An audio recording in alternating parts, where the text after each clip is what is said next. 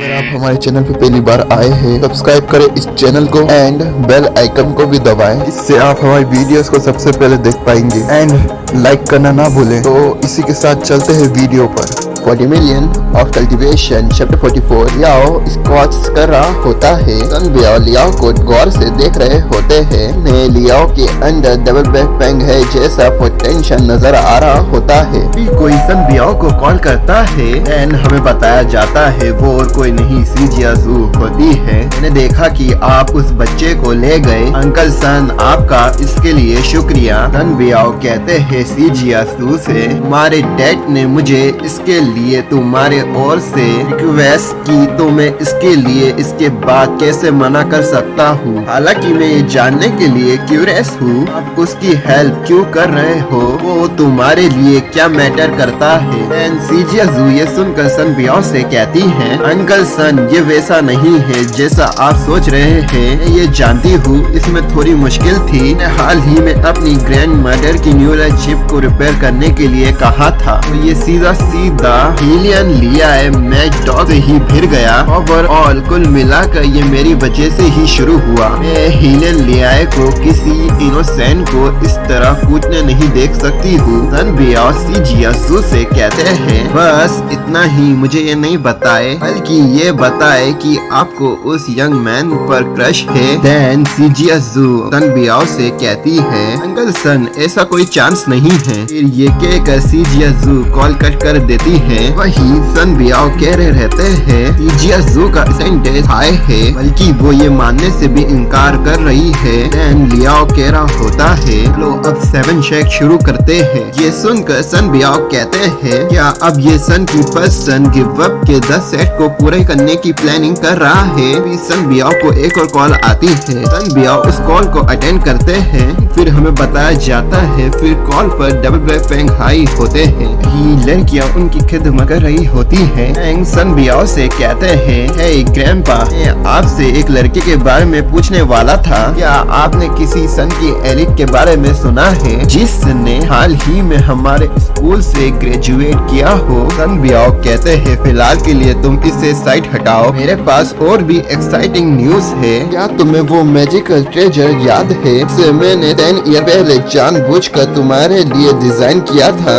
जिस पर पैंग कहते हैं, हाँ बिल्कुल, मैं तुम्हारे उस घिनौने ट्रेजर को आखिर कैसे भूल सकता हूँ। हर कोई मेरे जैसा स्कैम बैग तरह कल्टीवेशन रेलम पर नहीं पहुँच पाता।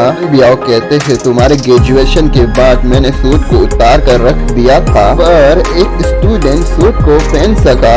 पैंग ये सुनकर हैरान हो जाते हैं और कहते हैं, क्या वाकई ही आप किसी भी रैंडम स्टूडेंट को मेंटल फिजिकली इस तरह सूट को देखकर टॉर्चर नहीं कर सकते हैं, वो इससे पूरी तरह ब्रेक डाउन हो जाएगा। सन बियाओ कहते हैं, वो स्टूडेंट काफी ज्यादा ही एरोगेंट है। मेरे को लगा कि मैं उसको एक लेसन सिखा सकता हूँ, लेकिन मुझे लगता है कि वो जल्द ही हार मान लेगा। फिर वो सूट को उतार देगा, लेकिन उसने उससे उतारने से इनकार कर दिया। इतना ही नहीं, थोड़े से रेस्ट के बाद 300 kg को उठाते हुए स्क्वाड के 8 सेट पूरे किए।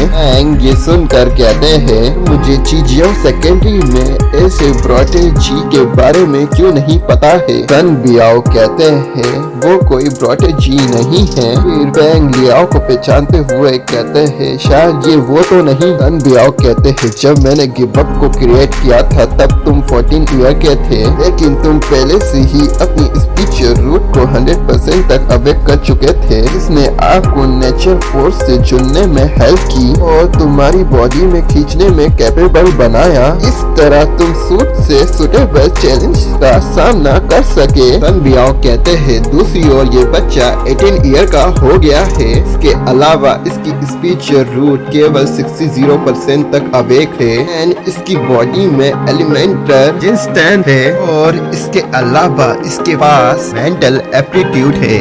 तुम्हारे जैसा प्रोटेजी वर्ल्ड में एक बार उभरता है, लेकिन वो लड़का कंप्लीट मॉन्स्टर है।